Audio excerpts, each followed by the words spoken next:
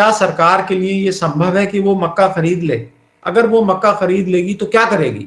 कहां उस मक्का को रखेगी?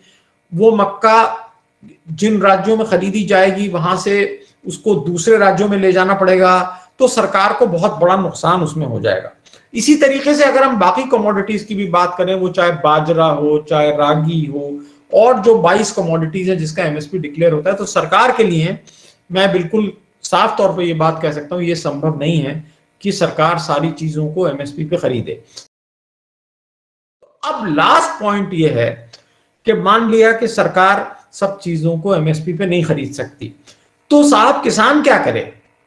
किसान की समस्या ये है कि आप देखिए कि बहुत सारे लोग, इकोनॉमिस्ट और हमारे साथी और सरकार खुद आजकल ये कहती है कि भाई किसान वो चीजें उगाएं जिसकी मार्केट में डिमांड हो, और एमएसपी पे प्रोक्योरमेंट कम हो जाएगा तो वो फसलें उगाने लगेंगे जिनको मार्केट खरीदेगा, जिसकी मार्केट में डिमांड होगी और उनको बेहतर दाम मिलेंगे।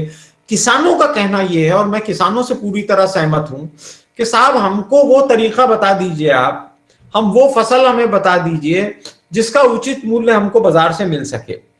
जितनी एग्रीकल्चरल कमोडिटीज हैं आप देखते हैं कि उसके दाम बहुत ऊपर नीचे जाते हैं, सिवाय गन्ने के, क्योंकि गन्ने के केस में सरकार ने ये फैसला किया हुआ है कि अगर निजी शुगर मिल भी गन्ना खरीदेगी तो भी किसान को एफआरपी पेमेंट करना पड़ेगा, फेयर एंड रिम्यूनरेटिव प्राइस। और किसी भी फसल में ऐसी व्यवस्था नहीं है कि प्राइवेट सेक्टर को सरकार कहे कि आप इससे कम दाम में नहीं खरीद सकते, सिवाय गन्ने के।